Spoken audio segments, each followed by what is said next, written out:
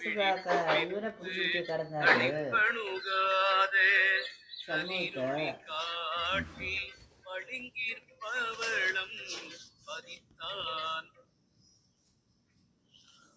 அனைவருக்கும் இனிய காலை வணக்கங்கள். ஓம் திருமூல திருவடிகள் போற்றி போற்றி. திருமந்திரம் 4ஆம் தந்திரம் 9வது அத்தியாயமாகிய ஏரளி சக்கரத்தில் இன்று 1279வது மந்திரம் சிந்திக்க உள்ளோம். பாடல் படிக்கப்படுகின்றது.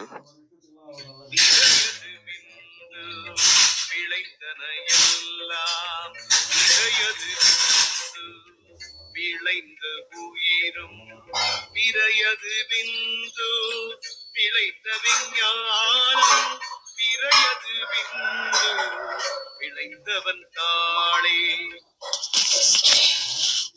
இந்த பாடலின் முக்கியமான கருத்து என்ன நமக்கு விளக்க வருகிறார் என்று உணரும் போது எல்லாத்துக்கும் வெளிச்சம்தான் காரணமாக இருக்கின்றது. முக்தியாக இருக்கட்டும், இந்த உலகத்தில் இருக்கின்ற அனைத்து ஜீவராசிகளிலிருந்து அனைத்திலுமாகவும் இருக்கின்ற அனைத்திலும் ஊடுருவி இருக்கின்றான். அந்த வெளிச்சத்திலிருந்தே இந்த உலகங்களும் உருவாகி இருக்கின்றன. இதைதான் வள்ளலாரும் அருட்பெரும் ஜோதி என உணர்ந்து சொன்னதாக உணர்கின்றேன். மிக்க நன்றி. வாருங்கள் கிருத்திகை அம்மா, வணக்கம். வணக்கம். அனைவருக்கும் இனிய காலை வணக்கம். அனைவருக்கும் இன்றைய மந்திரம் 1279. லைனையா அவருடைய அழகான புரிதல் நமக்காக சொல்றத கேட்டோம். இன்றைய மந்திரத்துல என்னுடைய தெளிவுக்காக நான் ஒரு முறை வாசிக்கிறேன். விரையது விந்து விளைந்தன எல்லாம். விரையது விந்து விளைந்த உயிரும் விரையது விந்து விளைந்த விஞ்ஞானம். ஞானம்னு ஒரு சில பிரதிகள்ல இருக்கு, ஞானம் அப்படின்னு ஒரு சில பிரதிகள்ல இருக்கு. அது என்னன்னு பார்க்கலாம். விரையது விந்து விளைந்தவன் தானே தானே அப்படின்னு தானேவும் இருக்கு. ஒரு சில பிரதிகள்ல தாளே, அவனுடைய தாள், காலடி அப்படிங்கிற மாதிரியும் ஒரு பொருள் இருக்கு. எதனால இந்த பாடபேதம்? இதுல ஏதாவது மாறுபாடு இருக்கான்னு கேட்டா இல்ல, ரெண்டும் கிட்டத்தட்ட ஒன்னேதான் வரும். இப்ப அதுக்குண்டான பொருளை பார்க்கலாம். நம்ம விரையது விந்து விளைந்தன எல்லாம். இப்ப நேற்றுக்கு பார்த்தோம். நம்ம என்ன பார்த்தோம் அப்படின்னாக்க, எப்படி விந்துவும் நாதமும் நாதத்துடைய அளவில் தான் விந்து விரியும் அப்படின்னு நம்ம பார்த்தோம் இல்லையா? நாதத்தை நாம் எத்தனை தூரம் பற்றி கொண்டு இருக்கிறோமோ அத்தனை தூரம் விந்து நம்முள் விளையும் அப்படின்னு நம்ம பார்த்தோம். அப்போ அப்படி விளைந்த விந்துவை நம்மால் கட்ட தெரியும் என்றால் எத்தனை காலம்? அது ஒரு கால அளவு சொன்னார். கால அளவு சொல்லி அவ்வளவு தூரம் கட்ட தெரிஞ்சதுனால விரிந்தது விந்து விரையதுவாமே அப்படின்னு சொன்னார். அப்ப அது வித்தாக, விரைன்னா இந்த இடத்துல வித்து அப்படின்னு மட்டுக்கலாம், விதை அப்படிங்கிறதுக்கு உண்டான ஒரு பொருள். அப்ப அது வித்தாக, விதையாக மலர்கிறது. எதற்கு விதையாக மலர்கிறது? இத ரெண்டு விதமா பார்த்தோம் நம்ம. ஒண்ணு ஆண் பெண் சேர்க்கையில், இது மொத்தமுமே அந்த பார்வையில பார்க்கலாம். ஆண் பெண் சேர்க்கையில் ஒரு குழந்தை உருவாவதற்கு உண்டான வித்தாகவும் இதை நம்ம பார்க்கலாம். ஆனா நான் என்ன சொன்னேன்னா, நம்ம இந்த பாடல்ல அதை பார்க்க வேண்டிய அவசியம் இல்லை. ஏன்னா அதை நம்ம முன்னாடி பார்த்துட்டு வந்துட்டோம். சோ இந்த பார்வையில இந்த இடத்துல அவர் சொல்றது, நம்ம இது வரைக்கும் பேசுனது ஏரளி சக்கரத்தை பத்தி பேசிட்டு வந்துட்டு இருக்கோம். சோ இந்த இடத்துல நம்ம எதை பார்க்க வேண்டும் என்றால், ஒளி உடம்பு. அதாவது இந்த இந்த இந்த ஆன்மா இந்த பரான்மாவோடு பரமாத்மாவோடு இணைந்து அந்த அந்த ஒன்று கலப்பதற்கு முன்னால் உருவான அந்த தெய்வீக நிலை, அதுதான் இந்த இடத்துல வித்து. அந்த தெய்வீக நிலைக்கு வித்தாக அமையக்கூடியது அப்படின்னு நம்ம இந்த இடத்துல புரிஞ்சுக்கலாம். அதான் விரிந்தது விந்து விரையதுவாமே. சோ இப்ப இது அந்த தெய்வீக நிலையில், தெய்வீக நிலை உருவாவதற்கு உண்டான அந்த ஒளி உடல், அதற்கு உண்டான ஒரு வித்தாக இந்த யோகம் அமையும் அப்படின்னு நம்ம பார்த்தோம். அப்போ அங்கிருந்து நம்ம இந்த பாடலை எடுத்துட்டு வரணும். விரையது விந்து விளைந்தனை எல்லாம், அவ்வளவுதான். அது அந்த அந்த அந்த ஒரு புள்ளி ஆரம்பிச்சிருச்சு அப்படின்னா நமக்கு இத நம்ம ஞானியர்களுடைய முகத்துல ரொம்ப அழகா பார்க்கலாம். நம்ம சாதாரண மனுஷங்களையே சொல்லுவோம் ரொம்ப தேஜஸா இருக்கலாம் அப்படின்னு சொல்லி. என்ன தேஜஸ்னா என்னது? இதான் இந்த ஆன்ம பலமானது விளைவதற்கு உண்டான வித்து விழுந்துருச்சு. அப்ப ஆன்ம பலம் விளைய விளைய என்ன ஆகும்? எல்லாமும் மங்களம் விலகும். அப்ப அந்த அந்த ஒளியுடல் நம்ம சொல்ற அந்த ஒரு விஷயம் நடக்கக்கூடியது, சாத்தியமானது. ஆனா அந்த அளவுக்கு நமக்குள்ள இருக்கக்கூடிய அந்த வைராக்கியம் எழும்ப வேண்டும். இறையை பற்றி கொள்கின்ற வைராக்கியம் அப்படி எழும்பிடுச்சுன்னா என்ன ஆகும்னா, விரையது விந்து விளைந்தன எல்லாம், எல்லாமும் அந்த மாதிரி ஆயிடும். அப்ப அந்த அந்த முகத்துல இருக்கக்கூடிய தேஜஸ் மாத்திரம் இல்ல, இந்த உடலே ஒளியாக மாறிவிடும். அப்போ ஒளி உடல் அப்படின்னு நம்ம புரிஞ்சுக்கலாம். விரையது விந்து விளைந்த உயிரும், அப்ப அந்த அந்த தன்மை வந்துடுச்சுன்னா உயிர் விளையிறதுன்னா என்னது? சதா சர்வ காலமும் உயிர்ப்போடு இருப்பது. அப்ப அந்த உயிர் என்ன ஆகும்? அப்புறம் அதற்கு பிறப்பு இறப்புங்கிற அந்த ஒரு தன்மை கிடையாது. மீண்டும் பிறந்து மீண்டும் இறந்து மீண்டும் பிறந்து மீண்டும் இறந்து. ஏன்னா எந்த உடலுக்கு தான் அந்த பிறப்பு இறப்பு உண்டு அப்படின்னாக்க இந்த ஸ்தூல உடலுக்கு தான் உண்டு. அப்ப ஸ்தூல உடல் மடியாது, எங்கனம் மடியும் மடியாது. அப்ப அதுதான் விளைந்த உயிரும், எல்லா உயிர்களும் விளையும். விரையது விந்து விளைந்த விஞ்ஞானம் அப்படிங்கிறாங்க. விளைந்த விஞ்ஞானம். அப்ப இந்த ஞானம், இந்த உலகமே அதனால் விளையும். அப்போ ஒரு ஒரு ஒரு வள்ளலாரினால் இன்று எத்தனை யோகியர்கள், எத்தனை ஞானியர்கள் அருள் பெற்று இருக்கிறார்கள். அப்ப அந்த மாதிரி அந்த அந்த ஒரு ஒரு யோகியினால் இந்த உலகமே நன்மை பெற்றதாக மாறும். அப்ப ஞானம்னு நம்ம எடுத்துக்கலாம், ஞானம்னு எடுத்துக்கலாம். அப்ப இந்த உலகமே நன்மை பெறும் அப்படின்னு எடுத்துக்கலாம். இந்த ஞானம் பரவும் அப்படின்னு நம்ம எடுத்துக்கலாம். அப்ப இந்த ஞானம் பரவுங்கிறதுனால என்ன நடக்கும்? எல்லா உயிர்களுக்கும் ஞான பேரு கிட்டும் அப்படிங்கறத நம்ம புரிஞ்சுக்கலாம். சோ இந்த இடத்துல ஞானம் ஞானம்க்கு பெரிய வித்தியாசம் இந்த இடத்துல வரல. அப்புறம் விரையது விந்து விளைந்தவன் தானே. அப்ப இதுவாக விளையக்கூடிய, அப்ப இந்த உலகத்தாருக்கு கிடைக்கக்கூடிய நன்மை தாண்டி உனக்கு என்ன ஆகுது? நம்ம அந்த இறை பரம்பொருளோடு சேர்ந்து விடுகிறோம். அது யாரு? அவன் தான். அப்போ அவனுடைய தாள் அப்படின்னும் நம்ம புரிஞ்சுக்கலாம். இல்ல இது அவன் தானே அப்படின்னா அந்த தாளடியை பற்றி கொண்டால் அவன் தானாக மாறுகிறான், அவன் தானாக நாம் மாறுகிறோம் அப்படின்னும் புரிஞ்சுக்கலாம். சோ இந்த இடத்துலயும் தானே தாளேக்கு பெரிய வித்தியாசம் இல்ல. அவனுடைய திருவடி அப்படின்னும் நம்ம எடுத்துக்கலாம். இது அவன் தானே, காலும் அவன் தான், தலையும் அவன் தான், இல்லைங்களா? அப்ப அவன் தானே. அப்ப விரையது விந்து விளைந்தவன் தானே அப்படின்னா அந்த பரசிவத்தின் திருவடியில் நாம் இணைந்து விடுவோம், நாம் அவனாக மாறி விடுவோம், தான் அவனாதல் அப்படின்னு சொல்லியிருக்கோம் இல்லையா? அப்போ அந்த இது அப்ப இதற்கெல்லாம் வித்தாக விளையக்கூடிய அந்த ஒரு மொமெண்ட் எங்க இருந்து ஆரம்பிக்கிறது? நம்ம கிட்ட இருந்துதான். நாம செய்யக்கூடிய யோகத்திலிருந்து ஆரம்பிக்கிறது. அந்த யோகத்திற்கு உறுதுணையாக நிற்பது எது அப்படின்னா இப்பொழுது நாம் பார்க்கக்கூடிய ஏரொளி சக்கரம். அந்த சக்கரம் நம்மை அந்த நிலைக்கு எடுத்து செல்லும் அப்படின்னு சொல்லி ரொம்பவும் ஒரு ஆழமான ஒரு விஷயத்த ரொம்ப எளிதா சொல்ல இருக்கிறாரு. இது நடக்குமா, நடக்க முடியுமா அப்படிங்கிறதுக்காக தான் நான் இந்த இந்த இதெல்லாம் சொன்னது. தேஜஸா இருக்காங்க அப்படின்னு நம்ம பார்க்கிறோம், இதெல்லாம் நடக்கதான் செய்யும். ஆனா அதை பற்றி நிற்கக்கூடிய வைராக்கியம் தான் நமக்கு வேணும். அதற்குதான் நம்ம இறையை பற்றி கொள்ள வேண்டும். ஏன்னா எல்லாரும் இந்த அளவுக்கு வரலாம். ஒரு ஒரு நல்ல தேஜஸை பெறுவது வரை, அவர் ஞானத்தை பெறுவது வரை, ஞான குறிகளை பெறுவது வரை வர முடியும். ஆனா அதற்கு மேல் அதுதான் வாழ்க்கை, அதுதான் பிறவி பிணி தீர்க்கக்கூடிய மருந்துன்னு நம்ம நினைக்கிற அந்த வைராக்கியம் இருக்கு பாருங்க, அதுக்குதான் ரொம்ப முக்கியம். அதற்குதான் திருமூலர் ஒரு ஒரு விஷயமா நமக்கு எடுத்து கொடுத்து கொண்டு இருக்கிறார். அத்தகைய ஒரு அற்புதமான மந்திரத்தை உங்களோட பகிர கிடைச்ச அந்த காலை வேளைக்கு நன்றி சொல்லி என்னுடைய பகிர்தலை முடித்துக் கொள்கிறேன். நன்றி. நன்றிங்கம்மா. பாருங்கள் தாராயண ஐயா, வணக்கம். மிக்க மகிழ்ச்சி. நன்றிங்கய்யா. கிருத்திகா அம்மா, ரொம்ப மகிழ்ச்சி, நிறைவு. இப்ப இந்த முந்தைய பாடல்ல விரிந்தது விந்து விதையது வாமே என்று முடிக்கிறாங்க. இப்ப இந்த பாடல்ல விரையது அப்படிங்கும்போது அந்த விரைங்கிறது விதை தானே கிருத்திகம்மா? ஆமாய்யா, அந்த அந்த விதை அப்படிங்கிறது அங்கேயும் விதைன்னு தான் நம்ம பார்த்தோம், இங்கேயும் அது விதைதான். மகிழ்ச்சி மகிழ்ச்சி. அதான் இப்ப நான் ஒரு அந்த வைத்திருக்கிற புத்தகத்துல அது விரையது விந்துன்னு போட்டிருக்கு, விதையது விந்துன்னே அவங்க அந்த பாடலை எழுதியிருக்கிறாங்க. அதனாலதான் கேட்டேன், அதை எப்படி பாடுறது? விரையதுன்னு பாடுறதா விதையதுன்னு பாடுறதான்னு ஒரு டவுட். எப்படி பாடலாம்? பாடல் வந்து நமக்கு வந்து அந்த வார்த்தை மாத்துறதுக்கு அதிகாரம் கிடையாதுயா, பொருள் தான் நம்ம புரிஞ்சுக்க முடியும். அதனால விரையதுன்னு பாடுறதுதான் உசிதம்னு எனக்கு தோணுது. சிறப்பு, நன்றிங்கம்மா.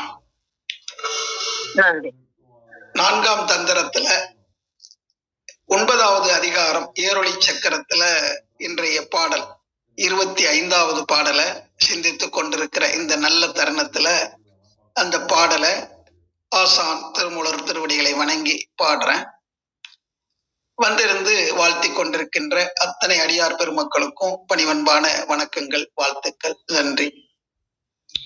விரையது விந்து விளைந்தன எல்லாம், விரையது விந்து விளைந்தன எல்லாம், விரையது விந்து விளைந்த உயிரும், விரையது விந்து விளைந்த உயிரும், விதையது விந்து விளைந்த விஞ்ஞானம், விரையது விந்து விளைந்த விஞ்ஞானம், விரையது விந்து விரையது விந்து விளைந்தவன் தாளே, விளைந்தவன் தானே. அந்த தாளே தானே அப்படிங்கிறதுலயும் மாற்றம் இருக்கு. அது எல்லாம் ஒண்ணுதான், தாள் தானாக இருக்கிறது எல்லாமே ஒண்ணுதான். விரையது விந்து விளைந்தன எல்லாம், விரையது விந்து விளைந்த உயிரும், விரையது விந்து விளைந்த விஞ்ஞானம், விரையது விந்து விளைந்தவன் தானே. இன்னைக்கு இந்த விதையாக இருந்ததுதான் விதையாக வந்துரு.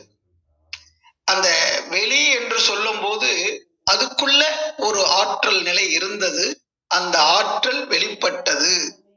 அந்த வெளிப்பட்ட ஆற்றல் மீண்டும் சுருங்கி ஒரு இருப்பாக வரும்போது அது விதையாக மாறுகிறது. இப்ப ஒரு மரம் இருக்குன்னா அந்த மரத்தினுடைய தன்மை அத்தனையும் அந்த மரத்தோட விதையில இருக்கும்.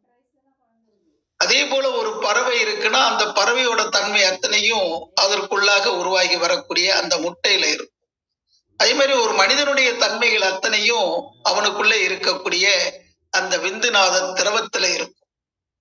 அந்த ஆண்களுக்கு அந்த விந்து நாத திரவத்துல அது இருக்கும். எல்லாமே அதுதான் இந்த ஜீவனுடைய உருவ அமைப்புக்கு காரணமாக இருக்கிறது, அந்த விந்து நாதம் என்பது. இந்த விந்து எங்கே இருந்ததுன்னா அந்த மூலத்தில் இருந்ததுதான் நமக்குள்ள வந்திருக்கு.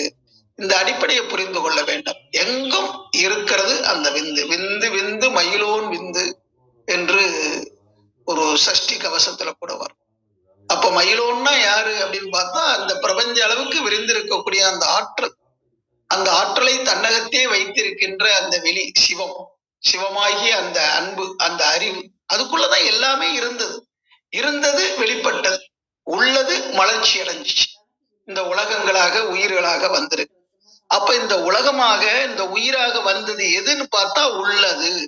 அதுதான் நிரந்தரமா இருக்கிறது, நீடித்து இருக்கிறது. இந்த பாடலுடைய கருத்தை ஒரே ஒரு 2-3 வார்த்தை அப்படியே சொல்லிடலாம். உள்ளது, அதாவது விளைந்தவன் தானே அப்படிங்கும் போது அந்த விந்து, அதாவது விரையது விந்து. அப்ப விந்துதான் அங்க விதையாகவே இருக்குது. அது எங்க இருந்து வந்துச்சு?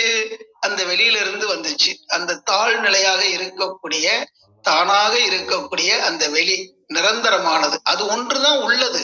நேற்றும் இருந்தது, இன்னைக்கு இருக்குது, நாளைக்கு அதுதான் இருக்க போகுது என்பதை நாம புரிந்து கொள்ள வேண்டும். அதுதான் அனைத்துக்கும் மூல காரணமாக, ஆதியாக அனாதியாக இருக்கிறது என்று சொல்வார்கள். ஆதினா எல்லாத்துக்கும் காரணமா இருக்கிறது அதுதான், அனாதினா தனக்கு ஒரு மூலம் இல்லாததுன்னு அர்த்தம். அந்த உள்ளது மலர்ந்தது. அந்த மலர்ச்சி நிலையில தான் விளைந்தன. அப்படிங்கும் போது அந்த பூமியில இருந்து எப்படி விளையுதோ அது போல அந்த வெளிக்குள்ள இருந்து வெளிப்படுது. அந்த வெளிப்படும் போதுதான் அந்த உயிரும் இந்த உலகமும் அப்படிங்கிறாங்க. அப்போ உலகம் எப்படி வெளிப்பட்டது? அந்த விண்ணாற்றலாக வந்து அந்த விண்ணாற்றலுடைய தொகுப்பே பஞ்சபூதங்களாக. இது எல்லாமே முந்தைய பாடல்கள்ல தெளிவாக விளக்கி சொல்லிட்டார். எப்படி அந்த ஆற்றல் வெளிப்பட்டது, அந்த ஆற்றல் கூடி பஞ்சபூதங்கள் எப்படி உருவானது என்ற கருத்தெல்லாம் சொல்லிட்டு தான் இப்ப இந்த ஏரொளி சக்கரத்துல மிக சிறப்பாக சொல்லிட்டு இருக்காங்க. ஒளி என்பது எல்லாத்துக்குள்ள இருக்கு. ஒளி என்பது இந்த இடத்துல நம்ம வெளியில பார்க்கக்கூடிய அந்த சூரிய ஒளி, தீப ஒளி இது போல எடுத்துக்கொள்ளக்கூடாது. அந்த வெளிச்சம் அப்படிங்கிறது பார்த்தா அறிவு என்ற அளவுல நாம எடுத்துக்கொள்ளணும். அந்த அறிவு வெளிச்சம் கொண்டுதான் எல்லாத்தையும் அறிய முடியும். எப்ப நம்ம சிந்திக்க ஆரம்பிக்கிறோமோ அப்பதான் நமக்கு புலப்படும். அந்த தூண்டல் இருக்கணும். அந்த புலன்கள் வாயிலாக ஒரு தூண்டல் இருக்கும் போதுதான் துலங்கள் என்ற அளவுல நம்ம அறிவுக்கு அது புலப்படும்.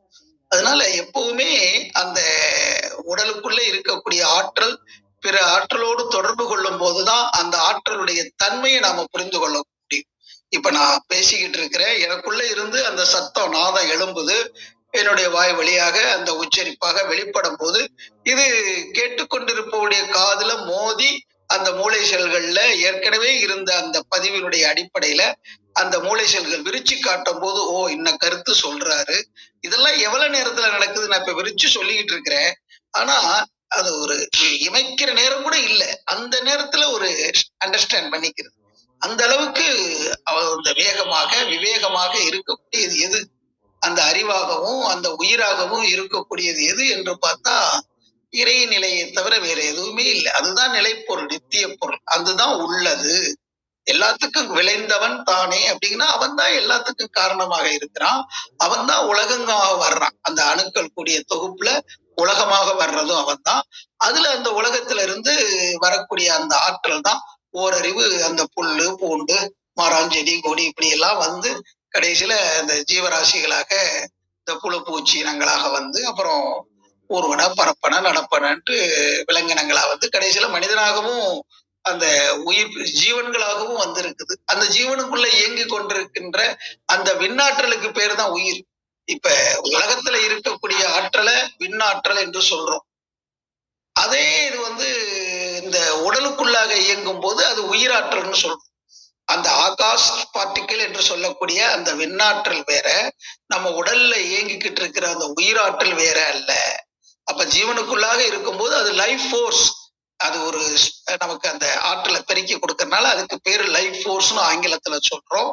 அதே இது வெளியில வந்து எனர்ஜி பார்ட்டிக்கல் அப்படின்னு ஆங்கிலத்துல குறிப்பிடும். அந்த எனர்ஜி பார்ட்டிக்கல்னு சொல்றதுதான் ஆகாஷ் பார்ட்டிக்கல். அது நம்ம உடம்புக்குள்ள அதே எனர்ஜி பார்ட்டிக்கலை வேற பேர் சொல்றோம், லைஃப் ஃபோர்ஸ்ன்னு சொல்லிட்டு அதை உயிராற்றல்னு சொல்றோம்.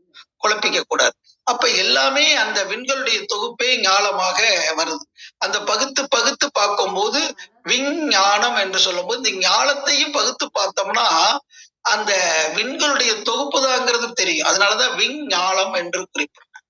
எல்லாத்துக்கும் மூலமாக இருப்பது அந்த விண்ணு. அதாவது இந்த பிரபஞ்ச இயக்கத்துல பார்க்கும்போது மூலப்பொருளாக இருப்பது விண்ணு. அந்த விண்ணே எழுந்தது எங்க இருந்துன்னா அந்த வெளிக்குள்ள இருந்துதான் அது வெளிப்பட்டது என்ற கருத்து தான்.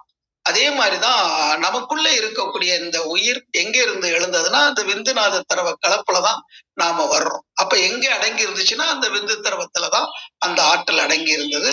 அது கருக்கொள்ளும் போது இந்த உருவமாக வெளிப்படுகிறது. ஒரு முட்டைக்குள்ள அமைந்திருக்கிற ஆற்றல் எப்படி பறவை குஞ்சா மாறி அந்த முட்டை கூட்டை உடைச்சுக்கிட்டு வருதோ, விதைக்குள்ள இருந்த ஆற்றல் எப்படி அந்த விதை மண்ணோட மண்ணா ஆயிருது, அப்புறம் முளை விட்டு அது செடியாகி மரமாகி எப்படி அந்த துளுத்து வருதோ, இந்த ஆற்றல் எல்லாம் எங்கே இருந்தது? பிரபஞ்சம் முழுவதும் நீக்கமர நிறைந்து இருந்தது. அந்த விந்துவாகிய அந்த ஆற்றல் அந்த விதைக்குள்ள அந்த முட்டைக்குள்ள நம்முடைய விந்துநாத திரவத்துக்குள்ள இருக்குது. அதுதான் வந்து அந்த பிரபஞ்ச ஆற்றலோட தொடர்பு கொண்டு தன்னை உருவாக்கம் செய்து கொண்டு வெளிப்படுகிறது. அதனால உள்ளது மலர்ந்தது உலகங்களாக உயிர்களாக என்ற அளவுல விதையது விந்து விளைந்தன எல்லாம். அந்த விந்துதான் விதையா இருக்குது. அதுல இருந்துதான் எல்லாமே விளைஞ்சது. விதையது விந்து விளைந்த உயிரும். அப்ப அதுல இருந்துதான் விந்துலதான் அந்த உயிராற்றலும் அடக்கம் பெற்றிருக்குங்கிறதையும் புரிந்து கொள்ளும். விரையது விந்து விளைந்த விஞ்ஞானம். அந்த விந்துதான் அந்த உலக தோற்றங்களுக்கு காரணமாக இருக்கிறது. விரையது விந்து விளைந்தவன் தானே. அப்ப அவன் தான் எல்லாமாகி வந்திருக்கிறான். என்ற கருத்தை இந்த பாடல் மூலம் நமக்கு எளிமையாக புரிய வைத்திருக்கிறார் ஆசான் திருமூலர். அவர் திருவடிகளை வணங்கி சரணமடைவோம். இந்த பேருண்மைகளை உணர்ந்து வாழ்க்கையில உயர்வடைவோம். ஓம் திருமூலர் திருவடிகள் சரணம் சரணம் சரணம். எல்லோருக்கும் நன்றி, வாழ்த்துக்கள், மகிழ்ச்சி. நன்றிங்க ஐயா. சீர்காழி கோவிந்தராஜன் குரலை கேட்ட மாதிரி இருந்தது. மிக அற்புதம். வாருங்கள் வந்தியாம்மா, வணக்கம். அனைவருக்கும் வணக்கம். ஓம் சிவசக்தி போற்றி, ஓம் திருமூலரே போற்றி. 1279வது திருமந்திரம். வித்தும் விளைவதும். திருமந்திரம். விரையது விந்து விளைந்தன எல்லாம்.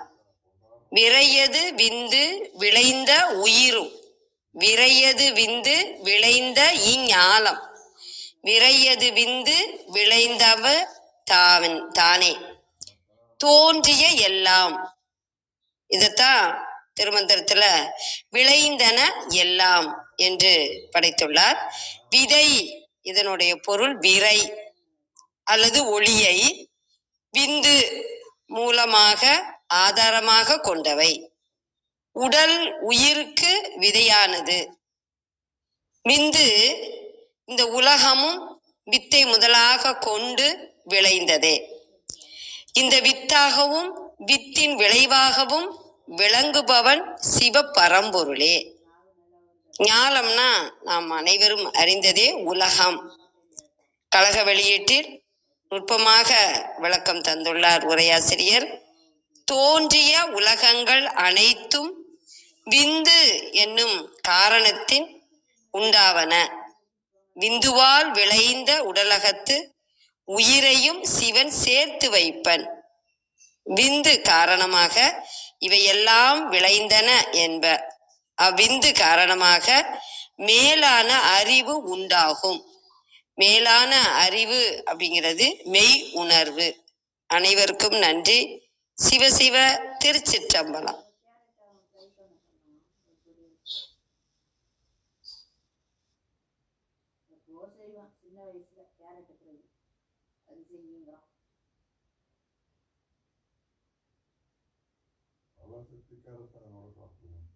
நன்றி அம்மா. வேற யாராவது வந்திருக்காங்களா? எனக்கு காட்டல.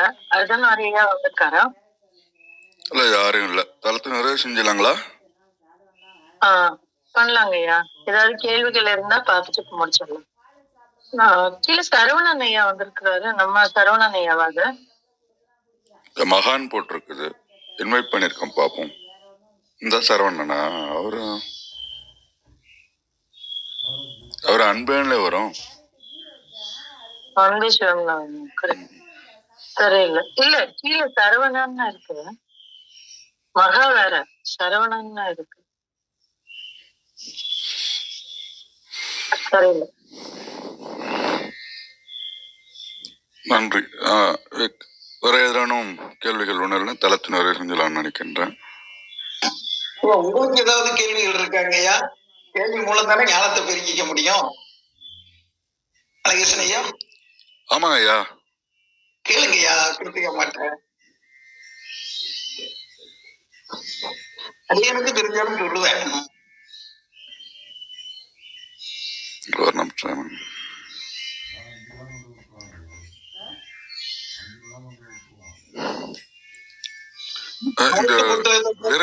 கேள்வி இருக்கு போல தெரியுது எனக்கு ஐயா.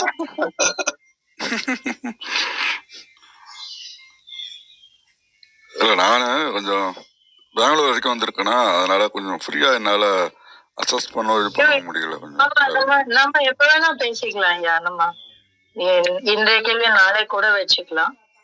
அதனால கேள்விகள் பார்க்கணும்னா இல்லை. இப்போ சத்யநாராயணையா வந்திருக்கிறாரு. ஏதாவது சத்யநாராயணையா பேச முடியுமா? ஓடிட்டாங்க ஐயா. ஒரு கேள்வியை கேட்டிருந்தாருன்னா நம்ம வாட்டுக்கு பேசிக்கிட்டு இருந்திருப்போம். அவர் பேசக்கூட வேண்டாம். யாரும் இருக்க மாட்டேங்கிறாங்க. சாட்ல கூட கேள்விகளை போடலாம். இன்னைக்கு பேசினதை பற்றி சாட்ல கூட கேள்விகளை போடலாம். வாழ்த்துக்கள், நன்றி. சத்யநாராயணா மேல வரீங்களா? கேள்வி கேட்டா தான் ஞானம் வரும். அதனால ஆரம்ப கட்டத்துல இந்த கேள்வி ஞானம் அப்படிங்கிற தலைப்பை ஏற்படுத்தும் போதே நாங்க சொல்லிக்கிட்டு இருந்தோம். ஞானம்ங்கிறது அறிவையே அறியக்கூடிய ஒரு அறிவு நிலை தான், ஒரு தெளிவு நிலை. எப்பவுமே நம்ம தெளிவு இருந்தா தான் அடுத்த கட்டத்துக்கு போக முடியும். ஒரு துணிவே வரும், தெளிவு இல்லைன்னா துணிவு கூட வராது.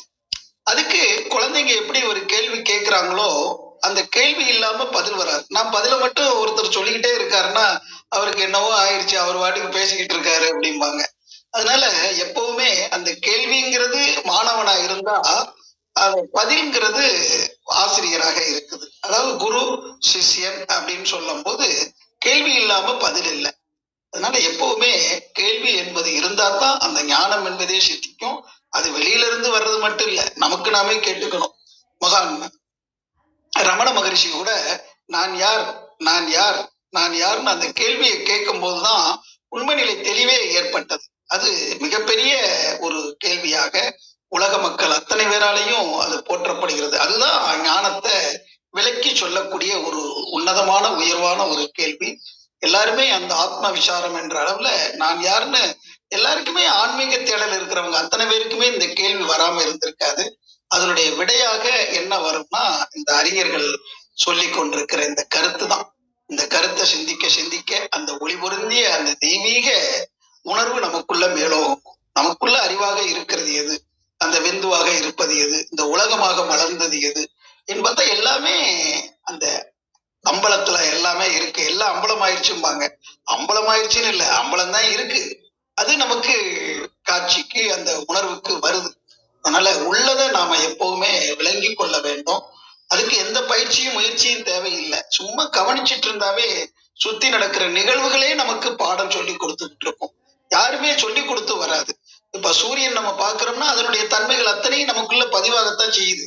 இப்ப வீடியோ ரெக்கார்டரை திருப்பினோம்னா அந்த ஆடியோ வீடியோ எல்லாமே அதுல ரெக்கார்ட் ஆகிறது மாதிரி நம்ம மனதுக்குள்ள அத்தனையும் வருது. தெரிஞ்சாலும் தெரியாட்டினாலும் அது எல்லாமே நமக்குள்ள எப்படி அது இருக்குது, அதை நம்ம காட்சிப்படுத்துறோம். அதை திரும்ப அதை ரீகால் பண்ணும் போதுதான் வார்த்தைகளால கம்யூனிகேஷன் என்ற அளவுல அதை சொல்ல வேண்டி இருக்குது. அதனால இங்க ஒண்ணும் தெரியாதவங்களும் உலகத்துல யாருமே கிடையாது. அது எப்படி சொல்லன்றது தெரியலையே தவிர வேற ஒண்ணும் கிடையாது. அதனால எல்லாருமே பெற்று இருக்கிறோம். அந்த கருத்தை முன்ன பின்ன உணர்ந்து கொண்டிருக்கிறோம். ரொம்ப மகிழ்ச்சி. எல்லோரும் எல்லாமும் பெற வேண்டும், இங்கு இல்லாமை இல்லாத நிலை வேண்டும் என்று ஒரு பாடல் உண்டு. அதனால எல்லாமே பெற்று இருக்கிறோம். அந்த வரி அதான் வேதாத்திரி மாதிரி சொல்லுவாரு, உலகத்துல வறுமை என்பது கிடையவே கிடையாது, அறிவு வறுமைதான் உண்டு. எதை எப்படி செய்கின்ற அந்த அறியாமைதான் இன்னைக்கு பல குழப்பங்களுக்கு காரணமாக இருக்குது. அறியாமை இருளை போக்கி அந்த அறிவு ஒளி ஒவ்வொருவருக்குள்ளும் பிரகாசிக்க வேண்டும். மிக்க மகிழ்ச்சி. அந்த அறிவு ஒளியை தூண்டி கொண்டிருக்கின்ற இந்த தளம் மென்மேலும் சிறப்பு நிலையாகட்டும். அந்த அறிவு ஒளியை தூண்டி கொண்டிருக்கின்ற கிருத்திகா அம்மா போன்ற பெரியவங்களுடைய அந்த உன்னதமான உயர்வான அனுபவங்கள் நமக்கும் உயர்வை கொடுத்து கொண்டிருக்கிறது.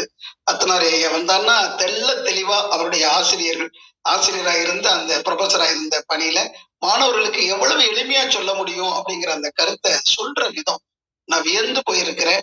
அவரை நீங்களும் பிராக்டிஸ் பண்ணுங்க வந்துரும்னு சொல்லிட்டு நமக்கும் ஊக்கம் கொடுத்துக்கிட்டு இருக்காரு. அப்படிப்பட்ட உன்னதமான மனிதர்களை பெற்றிருக்கிற இந்த தளம் மென்மேலும் சிறப்பு நிலை அடையணும். இன்னும் எத்தனையோ பேரு ஊக்கத்தை தனிப்பட்ட முறையில அடியனுக்கும் கொடுத்து கொண்டிருக்கிறாங்க. அத்தனை அன்பர்களுக்கும் அத்தனை அது என்ன வார்த்தை சொல்றதுன்னே தெரியல, நட்பா எடுத்துக்கிறதா உறவா எடுத்துக்கிறதான்னு தெரியல. எல்லாருக்குமே நன்றி, மகிழ்ச்சிங்கய்யா. நன்றி, வாழ்த்துக்கள்.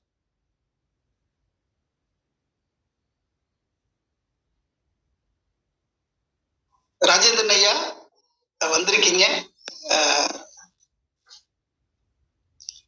கேட்கல? ஆண்டோர் பெருமை கேக்குதுங்களா? வணக்கம் ஐயா அனைவருக்கும். ஆண்டோர் பெருமக்கள் அனைவருக்கும் வணக்கம் ஐயா. தளத்தில் உள்ள ஆண்டோர் பெருமக்கள் அனைவருக்கும் வணக்கம் ஐயா. இந்த பாடல் திருமந்திரத்துல என்ன எப்படி நான் விளங்கிக்கிறேன்னாக்கா, ஐயா நீங்க சொல்றதும் அம்மா சொன்னதுக்கும் விஞ்ஞானம் சொல்றது அந்த விண்ணிலிருந்து தான் இந்த உலகத்தை இயக்குது. விண் என்ற சக்தி, மாபெரும் சக்தி தான் உலகத்தை இயக்குது. அந்த இயக்கத்தின் மூலமா தான் ஒவ்வொரு அணு உற்பத்தியாகி அந்த அணுக்கள் மூலமாக பல உயிர்கள் வருதுன்னு சொல்றாங்க. அத்தனால ஐயா சொல்லுவாங்க 4வது வரி 3வது வரி அப்படி படிச்சுட்டு அப்புறம் மற்ற 2 வரின்னு பார்க்கும்போது பொருள் ஈஸியா புரியுன்னு சொல்லுவாங்க.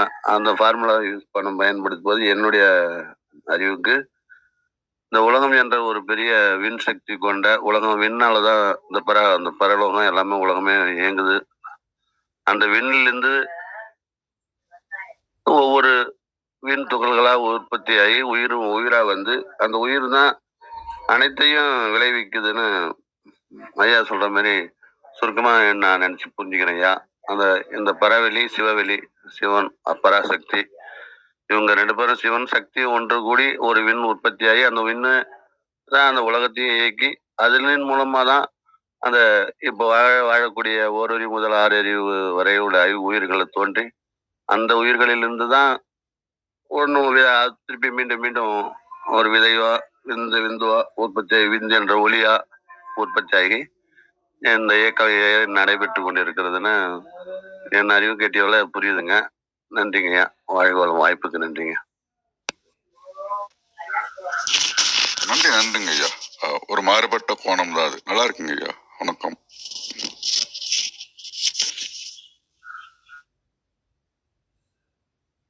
வேற என்ன ஐயா? சொல்லுங்க ஐயா. மகிழ்ச்சிங்கய்யா. ஒரு நிறைவா இருக்கு. ஆரம்ப கட்டத்துல அந்த கேள்வி கேட்கறதுக்கு ஐயா வந்தாரு. இப்ப அவரு இருக்காரா கீழே? இல்ல, பாலையா வந்து கேள்விகள் கேட்கும் போது அந்த தலைமையே சிறப்படையும். நிறைய நமக்கும் பல விஷயங்களை புரிந்து கொள்வதற்கு இருக்கும். அந்த நுட்பமான கேள்விகள், அதாவது ஒன்னையுமே சிந்திக்க சிந்திக்க நமக்கே வியப்பாகத்தான் இருக்கும். இப்ப இந்த விந்து அப்படிங்கிறது என்ன அப்படின்னு யோசிச்சு பார்த்தா அது ஒளி பொருந்திய ஒரு மகா சக்தியாக இருக்குது. அத எப்படி அது அப்படியே அந்தந்த வார்த்தைகளை அப்படியே நம்ம அனுபவிக்க வேண்டியதான். இப்ப சூரியனை பத்தி சொல்லுங்கன்னு சொன்னா அதை நம்ம எப்படி சொல்ல முடியும்? அதை பார்த்து அனுபவிக்கும் போது அந்த அனுபவங்களை நம்ம அப்படியே புரிந்து கொள்ள வேண்டியதுதான். அனுபவம் தான் முக்கியமே தவிர வார்த்தைகளோ அந்த சொற்பொருள் விளக்கம் அது இதுன்னு நம்ம பேசிக்கிட்டு இருக்கிறோம். இது எல்லாம் ஓரளவு அனுமானம் பண்ணி அந்த உண்மையை உணர்றதுக்கு தான். அதனால அந்த வாதத்துல நம்ம கலந்து கொண்டு சிறப்பா அவங்க சொல்லிட்டாரு இவரு சிறப்பா சொல்லிட்டாருன்றதை விட அந்த கருத்தை நம்ம புரிஞ்சுக்கிட்டோமா அப்படிங்கிறதான் பார்க்கணும். சொல்லிய பாட்டின் பொருளுணர்ந்து சொல்லுவர் அவர் எங்க இருக்காரா? சிவபுரத்தில் உள்ளார் என்று சொல்லுவார். அப்ப அந்த மாதிரி அந்த இறைவனுக்குள்ளாகவே இருக்கக்கூடிய அந்த அற்புதம் நமக்குள்ள நிகழ வேண்டும். நமக்குள்ள இறைவன் இருக்கிறான், இறைவனுக்குள்ள நாம இருக்கிறோம் அப்படிங்கிற அந்த அற்புதம் நமக்குள்ள நிகழ வேண்டும் என்றால் கரைஞ்சிடணும் அந்த மன உருக்கம். இறுக்கமா இருக்கிறது அந்த உருக்கத்துல அந்த இறைவனாகவே மாறக்கூடிய தன்மை. அதுக்கு என்ன செய்யணும்? அந்த எங்கும் நிறைந்த இறைவன் தூணுல துரும்புல இருக்கக்கூடிய அந்த இறைசக்தி மகாசக்தி எனக்குள்ளே இருக்குது அப்படிங்கிற அந்த கருத்து புரிதல் இருந்தாவே போதும். தெளிவுங்கிறது தானா வந்துடும். எப்ப தெளிவு வருதோ அப்ப நம்ம ஒரு முடிவு எடுத்துடலாம். எதையுமே துணிந்து செயல்பட முடியும். அதற்கு முதல்ல பணிவு என்பது வேணும். குருவிடம் பணிவு வேண்டும். காது கொடுத்து கேட்கணும். வாயை கொடுத்து நிறைய பேர் மாட்டிக்கிறாங்க. காது கொடுத்து கேட்கணும். அப்ப பணிவு என்பது வேண்டும். அந்த பணிவு அப்படிங்கும்போது அந்த கனிவோட அவங்களும் சொல்லி கொடுப்பாங்க. நாமளும் கனிவா அதை புரிந்து கொள்ள வேண்டும். 4 பேரோட பகிர்ந்து கொள்ள வேண்டும். பணிவு, கனிவு. துணிவு என்பது எப்ப வரும்னா தெளிவு ஏற்பட்டா துணிவு தானாவே வரும். அதனால ஒவ்வொரு இந்த நம்ம சத்யநாராயண ஐயா தான் இந்த மாதிரி ஒரு 2 பாயிண்ட் 3 பாயிண்ட் சொல்லிட்டு நம்ம ஞாபகத்துல வச்சுக்கிறதுக்காக சொல்லுவாங்க. அதே மாதிரி நானும் ஒரு 3 விஷயத்துல சொல்லியிருக்கேன். பணிவு, கனிவு, துணிவு. இந்த மாதிரி ஒன்னையும் ஞாபகத்துல வைத்துக் கொண்டு நம்ம செயல்பட வேண்டும். அதே மாதிரி இன்றைய பாடலுடைய ஒரு தொகுப்புன்னு சொன்னா உள்ளது அந்த இறைவெளி, மலர்ந்தது இந்த உலகம். இந்த உலகமாக வரும்போது அந்த மலர்ச்சி அடைஞ்சு இந்த உலகமாக இந்த பிரபஞ்சமாக வந்திருக்கு. அதுல உலகம் உயிரினங்கள் எல்லாமே வந்திருக்கு. அதுக்கு மூலசக்தி ஒண்ணு இருந்தது. அதுதான் விதையாக மாறி அதுவே அனைத்துமாகி இருக்கிறது என்ற அளவுல இது மலர்ச்சி அடைந்து கொண்டேதான் இருக்கு. அதை நம்ம புரிந்து கொள்ளணும். அது நிறைவு என்பது அங்க இல்லை. அது ஒன்றாக மாற்றங்கள் அடைந்து கொண்டே இருக்குது. அதை புரிந்து கொள்ளும் போது மாற்றம் ஒன்றுதான் நிலையானது அப்படிங்கும் போது அப்ப நிலையான ஒன்றே மாறிக்கொண்டிருக்கிறது அப்படிங்கிறதையும் புரிந்து கொள்ள வேண்டும். இங்க 2 சக்தி தனித்தனியா இல்லை, ஒரே சக்தி தான். அந்த மகாசக்தி தான் அனைத்து சக்தியாக இருக்கு அப்படிங்கிறத புரிந்து கொண்டு சிந்திப்போம். செயல்படுவோம். ரொம்ப நன்றிங்கய்யா. மகிழ்ச்சி. நன்றி. மிக்க மகிழ்ச்சிங்க ஐயா. வந்த பிறர்களை வணங்கி மகிழ்கின்றேன். மீண்டும் நாளை காலை சந்திப்போம். வாருங்க ஐயா. அரங்க ஐயா, வணக்கம். ஐயா நம்மங்கய்யா ஒன்றும் இல்லைங்கய்யா, அந்த மூன்றுமே இருக்குங்கய்யா. விளைந்தன எல்லாம் உயிர், பதி, பசு, அப்புறம் பாசம் எல்லாமே அந்த முதல் 3 வரியிலையும் அந்த 4 சொற்களிலே இருக்குங்கய்யா. சுவாமி எப்போதுமே முதல்ல இந்த மாதிரி பாடல் வந்து கட்டும் பொழுது அந்த 4 சொற்கள்ல இரண்டு சொற்கள் ஒரு மேட்ரிக்ஸ் மாதிரி இதை நம்ம பார்த்து அந்த 2வது உள்ள வரிகளை மட்டுமே விளைந்தன எல்லாம் விளைந்த உயிரும் விளைந்தது விஞ்ஞானம் விளைந்தவன் தாளை அப்படின்ற அந்த சொற்கள்லயே நம்ம வந்து அதுல பொருள் காணும்பாடு வச்சிருக்காங்க. பதி பசு பாசம் 3மே அந்த இந்த சொற்றொடர்ல அடங்கி இருக்கு. அந்த பதி பசு பாசத்தை அடையக்கூடிய ஞானமும் அதுல 3மே அந்த 3ஐயும் இணைக்கக்கூடிய அந்த ஞானம்ங்கிறதும் அங்க இருக்கு. இந்த 4 வரியில இருக்குங்கய்யா. நன்றிங்கய்யா. நமங்கய்யா சொல்லதாங்க. நன்றி. தேகனாய் அடிக்கடி சொல்லுவாருங்க, 3000 மந்திரங்கள் வேண்டாம், ஒரே ஒரு மந்திரம் போதும் அப்படின்னு பாருங்க.